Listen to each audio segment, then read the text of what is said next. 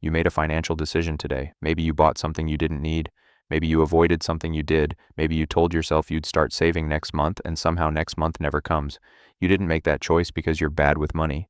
You made it because your brain was never built to make you rich. It was built to keep you alive, and those two things are not the same. Here's the real reason you keep losing. Your brain is running software that's approximately 200,000 years old.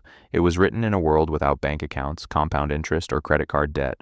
Every financial instinct you have, every gut feeling about money, was forged in a time when the only thing that mattered was surviving the next 48 hours. And that ancient wiring doesn't just nudge your decisions, it hijacks them. Psychologist Daniel Kahneman spent decades mapping the gap between what humans think they're doing when they make decisions and what they're actually doing. His research, along with economist Amos Tversky, revealed something deeply uncomfortable. When you make a financial choice, you're almost never using the rational, deliberate part of your mind. You're using the fast, automatic system that runs on pattern recognition, emotion, and energy conservation. Kahneman called it System 1. It's lightning fast, deeply biased, and it's running your money life. Think about the last time you spent impulsively. You weren't analyzing cash flows, you were responding to a feeling. Now think about the last time you avoided checking your bank balance. That wasn't laziness, that was your brain protecting you from emotional pain the same way it would protect you from a physical threat. Your nervous system cannot tell the difference between financial stress and a predator. Both light up the same ancient alarm system, and when that alarm fires, rational thinking goes offline. This is not a metaphor. Neuroscientist Moran Cerf at Northwestern University ran experiments showing that financial anxiety activates the amygdala, the brain's threat detection center, in ways almost identical to physical danger responses. Your heart rate climbs, cortisol floods your system, decision-making narrows to immediate escape, not long-term optimization. You stop thinking about your future self entirely. Your future self doesn't exist in that moment, only the threat does, and your brain has been treating money as a threat for a very long time.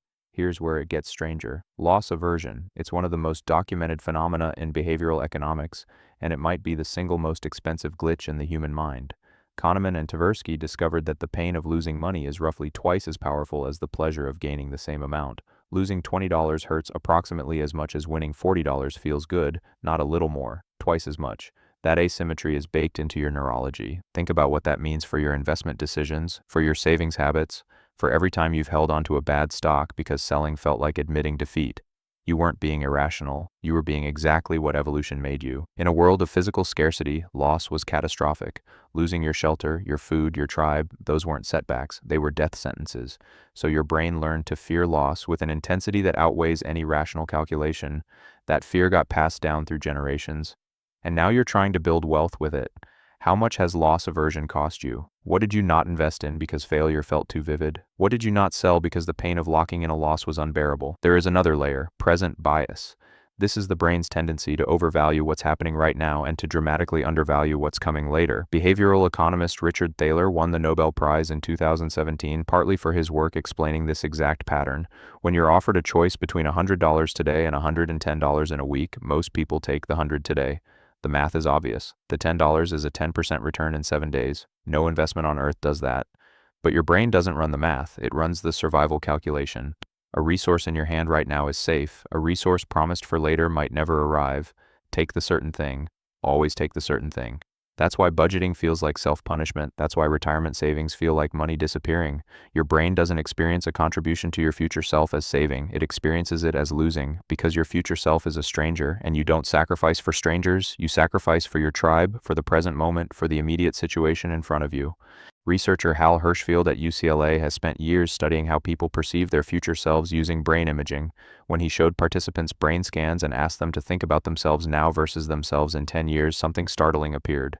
The neural patterns associated with thinking about the future self were nearly identical to the patterns associated with thinking about a stranger. Not a slightly different pattern, the same pattern. Your brain is not protecting your future. It's protecting you, now, today. So when you skip the investment, when you don't open the savings account, when you spend the bonus before it clears, that's not weakness. That is your brain doing exactly what it evolved to do.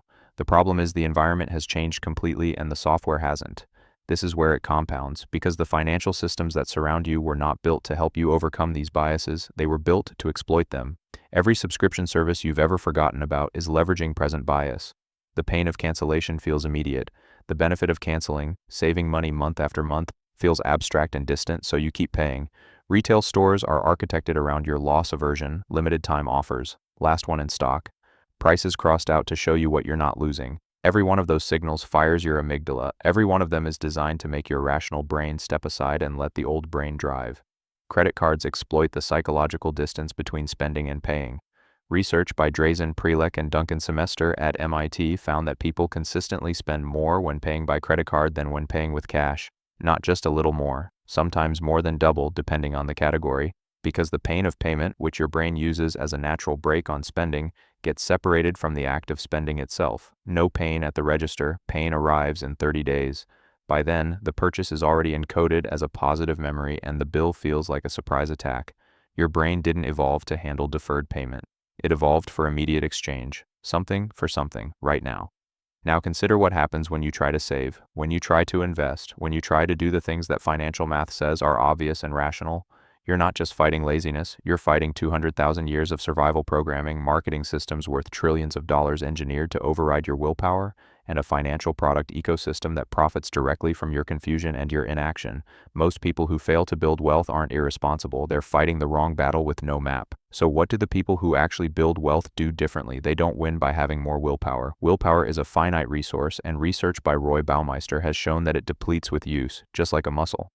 People who are consistently good with money aren't stronger than you. They've built systems that remove the decision entirely. Automatic transfers, pre-committed investment schedules, friction added to spending, friction removed from saving. They work with the brain instead of against it.